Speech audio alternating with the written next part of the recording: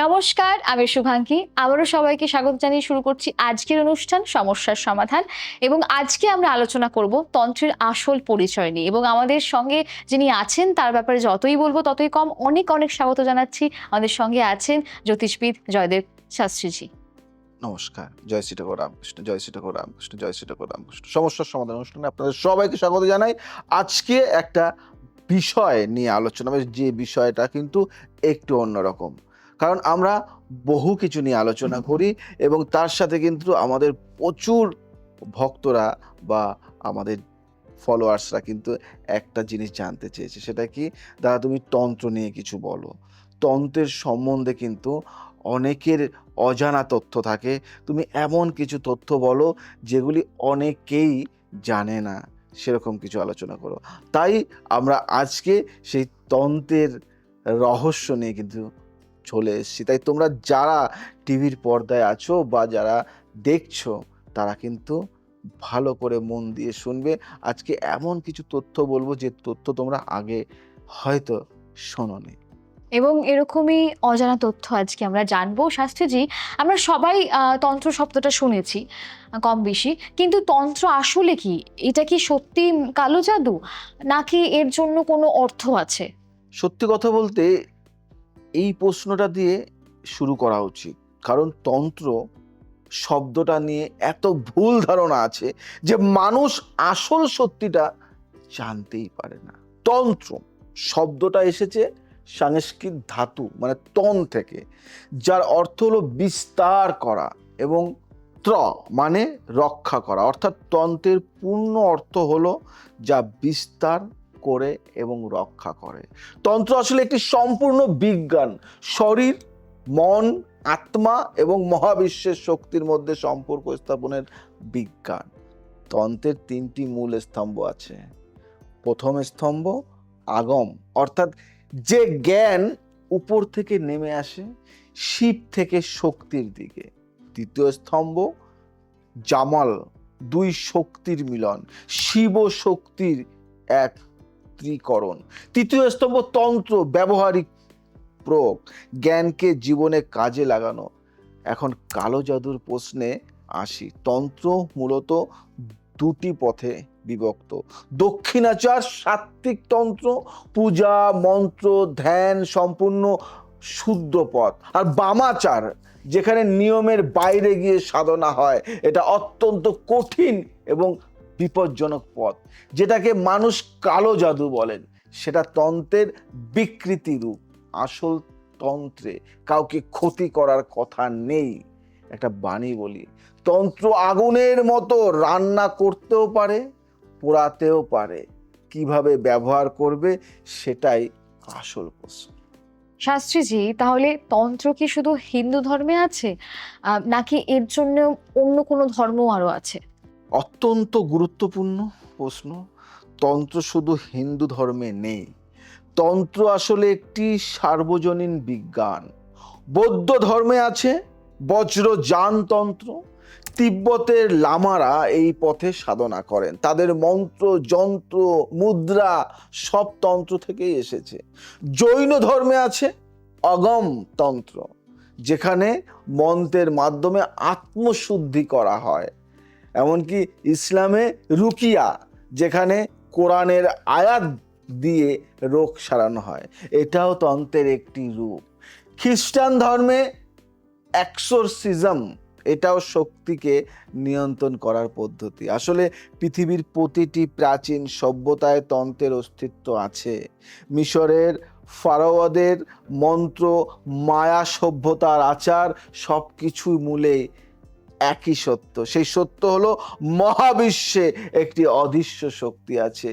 সেই শক্তিকে জানলে, মানলে এবং সাধনা করলে মানুষ অসাধারণ কিছু করতে পারে। একটা বাণী বলি, শক্তির কোনো ধর্ম নেই। বিদ্যুৎ জানে না সে হিন্দুর ঘরে জ্বলছে না মুসলমানের ঘরে। তন্ত্রের শক্তিও তেমনি সার্বজনীন। এবার একটু যে মন্ত্রের যে বিজ্ঞান, সেটা নিয়ে একটু আলোচনা করতে চাই বিষয়টা। সেটা হলো, শাস্ত্রীজি, মন্ত্র কিভাবে কাজ করে বলে আপনার মনে হয়? শুধু কথা বললে কি কাজ হয়, নাকি এর পেছনে কোনো অন্য বিজ্ঞান আছে বলে আপনার মনে হয়? মন্ত্রের বিজ্ঞান বুঝতে হলে প্রথমে বুঝতে হবে শব্দ কি। আধুনিক বিজ্ঞান বলে শব্দ হলো কম্পন, তরঙ্গ। এই তরঙ্গ বাতাসে, জলে, মাটিতে ছড়িয়ে পড়ে। তন্ত্রশাস্ত্র 1000 বছর আগেই এটা জানতো। তন্ত্রে বলা আছে নাদ ব্রহ্ম, অর্থাৎ শব্দই ব্রহ্ম। মহাবিশ্বের শেষ সৃষ্টি শব্দ থেকে বেদে আছে। প্রথমে ছিল ওং, সেই শব্দ থেকেই সৃষ্টি শুরু। আজ বিজ্ঞানীরা বলছেন বিগ ব্যাং একটি বিস্ফোরণ ছিল, অর্থাৎ একটি প্রচন্ড শব্দ। তন্ত্র এটা আগেই জানতো। এখন মন্ত্র কিভাবে কাজ করে? মন্ত্রের প্রতিটি বর্ণ একটি বিশেষ কম্পন তৈরি করে। এই কম্পন প্রথমত মস্তিষ্কের নির্দিষ্ট অংশকে সক্রিয় করে, দ্বিতীয়ত শরীরের শক্তি কেন্দ্র অর্থাৎ চক্রগুলিকে জাগিয়ে তোলে, তৃতীয়ত মহাবিশ্বের শক্তি তরঙ্গের সাথে সংযোগ স্থাপন করে। আমি যদি এক্সাম্পল দিই, ওং মন্ত্রটি জপ করলে যে কম্পন তৈরি হয় সেটা হুবহু পৃথিবীর নিজস্ব কম্পনের সাথে মেলে। বিজ্ঞানীরা পৃথিবীর কম্পন মেপেছেন, তার নাম দিয়েছেন শুম্যান রেজোনেন্স। সেটা 7.83 হার্টজ এবং ওং জপের কম্পনও প্রায় একই। 1000 বছর আগে ঋষিরা শুধু সাধনার বলে এটা জানতেন। একটা কথা বলি, মন্ত্র শুধু কথা নয়, মন্ত্র একটি চাবি। সঠিক তালায় সঠিক চাবি দিলে দরজা কিন্তু খুলে যায়। খুব ভালো কথা বলেছেন। আচ্ছা শাস্ত্রীজি, তাহলে সব মন্ত্র কি সবার জন্য কাজ করে? মানে আপনার কি মনে হয়, নাকি কোনো বিশেষ নিয়ম আছে কাজ করার? খুব গুরুত্বপূর্ণ, অত্যন্ত গুরুত্বপূর্ণ প্রশ্ন এটা। এই প্রশ্নের উত্তর না জানলে মন্ত্র থেকে ফল পাওয়া যায় না। তন্ত্রে বলা আছে মন্ত্র কার্যকর হতে 3টি জিনিস লাগে। প্রথমত মন্ত্র সিদ্ধি। প্রতিটি মন্ত্রের একটি নির্দিষ্ট সংখ্যায় জপ করতে হয়, তাকে বলা হয় পুরুষচরণ। সেই সংখ্যা পূর্ণ না হলে মন্ত্র জীবন্ত হয় না। দ্বিতীয়ত গুরুমুখী বিদ্যা।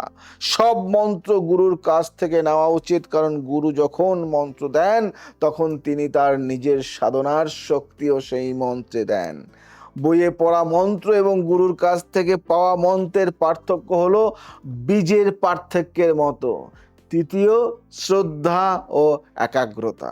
মন্ত্র জপের সময় যদি মন অন্যদিকে থাকে মন্ত্র কাজ করে না। মন এক জায়গায় থাকলে মন্ত্রের শক্তি কেন্দ্রীভূত হয়।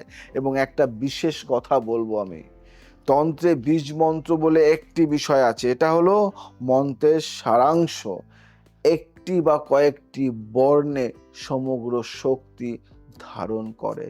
যেমন ঐং, ঐং সরস্বতীর বীজ বিদ্যা ও জ্ঞানের শক্তি। শ্রীং লক্ষ্মীর বীজ সম্পদ ও সৌভাগ্যের শক্তি। ক্লিং কামদেবের বীজ আকর্ষণ ও প্রেমের শক্তি। হ্রিং ভুবনেশ্বরীর বীজ মায়া ও শক্তির প্রতীক। ক্রিং কালীর বীজ সংহার ও পূর্ণ জন্মের শক্তি। প্রতিটি বীজ মন্ত্র একটি সম্পূর্ণ মহাবিশ্ব ধারণ করে। বীজের মধ্যে গাছ লুকিয়ে থাকে, দেখা যায় না কিন্তু থাকে। মন্ত্রের মধ্যেও শক্তি লুকিয়ে থাকে। বিশ্বাস আর সাধনা সেই শক্তিকে জাগিয়ে তোলে। তো আজকে কিন্তু হ্যাঁ, সময় একদম শেষের দিকে, যাওয়ার আগে কিছু যদি বলেন। সময় নেই। আজ আসি, আবার আসবো নতুন কিছু নিয়ে। ভালো থাকো, সুস্থ থাকো, সবাইকে ভালো রাখো। জয় শ্রী ঠাকুর।